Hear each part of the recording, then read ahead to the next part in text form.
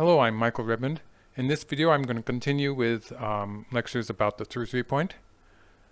When black invades here, at this point white has three choices, which would be this move, and this move. And in this video I'm going to be talking about white playing here and black playing this move, which is the simplest way black can continue in that it sort of finishes the joseki here. In any case, a joseki is a sequence of moves which settles the position with what is considered an even result. Of course, that always depends on the whole board position. But after the fixed number of moves is over, generally the players are free to choose the next move. So white at this point has a choice. White can play away completely, playing some other corner. If white wants to play towards the right side, this would still be a big point. Or white could just play away completely. It's actually in modern games you often see white playing away. But I would also like to talk about some more local moves, which would be one of them being this hane here. Another would be pressing here. Another would be kicking on the third line, the kosumitsuke here. So to start with this one, this move is a move that white plays when white is trying to develop towards the center. For instance, if black curls, white will extend. White is building thickness towards the center and towards the upper side in this case. So it works well with that. White does have to have some strength in the general area because there's always the possibility that black will push through and cut here, which will start a running fight. So this running fight will probably be white jumping here. This is the shape move, the tesuji you might say. And if black takes the one stone, this is not so good for black because white gets to squeeze from the outside. So black will probably extend here and white covers. So the point of that white move on the third line was to get this covering move here, which is actually threatening black in the corner.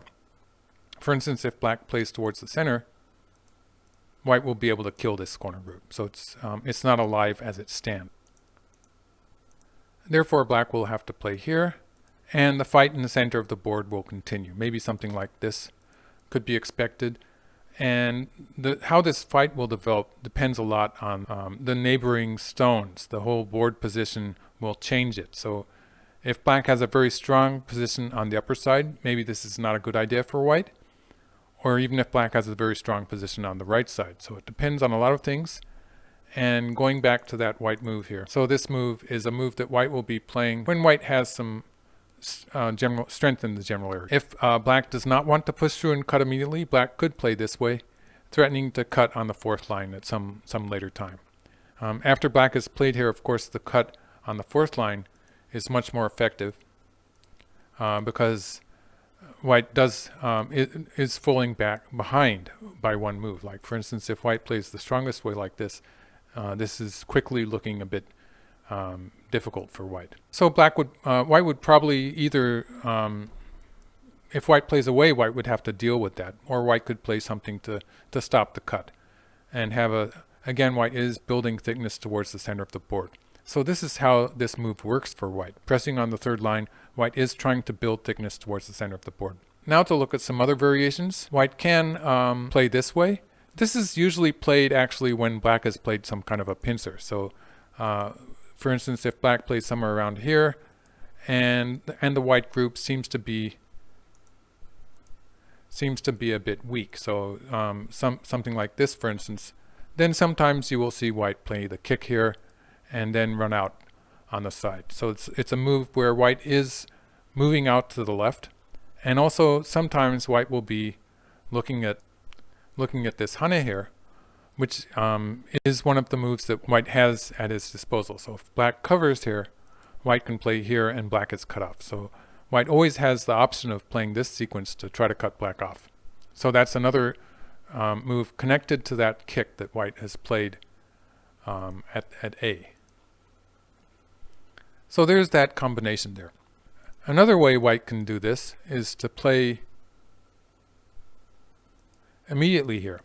And this is the most sharp and exciting variation actually, locally, because if black covers here, then white does have this attachment, which does get a bit complicated.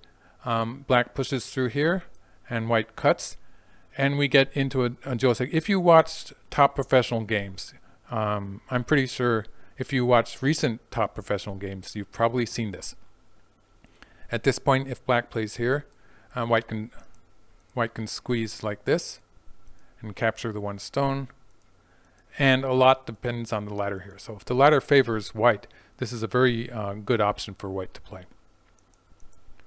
Otherwise, if the ladder is bad for white, you will see white play this way, which is also a fairly even fight. So this is a variation of this joseki, which started to be played after the AIs came. So it was this is a kind of an AI joseki variation.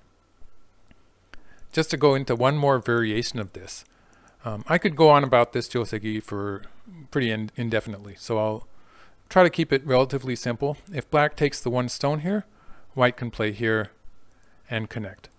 And this is actually played a lot in professional games, so I'm going to call it even enough. Although it seems to be white has accomplished what white has set out to do, because white has closed black off, taking a position on the upper side as well as the right side. So this is locally it's okay for white.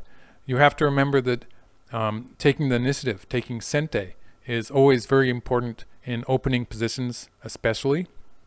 So the fact that black has sente here, black has the initiative to play elsewhere on the board, is something that we cannot ignore.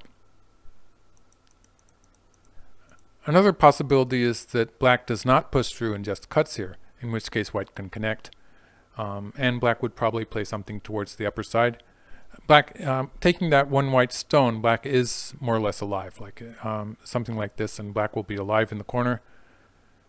And so because white has started with that play at this point, it has made it easier for black to live in the corner. So there is, it is arguable that this was efficient for black, and it all depends on how aggressively white can play on the upper side. Like white might try to attack this black group on the upper side of the board. It depends on how white can do that. So I'd call this another even result. And it's by far the most exciting variation where black actually has a number of choices. So black can push through here and take the one stone, or black can push through and take this stone, in which case white squeezes. So, and this depends a lot on if the ladder favors white, this is going to be good for white. If the ladder favors black, then it's probably about even. So that's how I would choose this with black, depending on the ladder. Or if the ladder is bad for black, maybe black's just going to play here. And in this case, black does have sente. Black has the initiative to play away, and it's about an even result.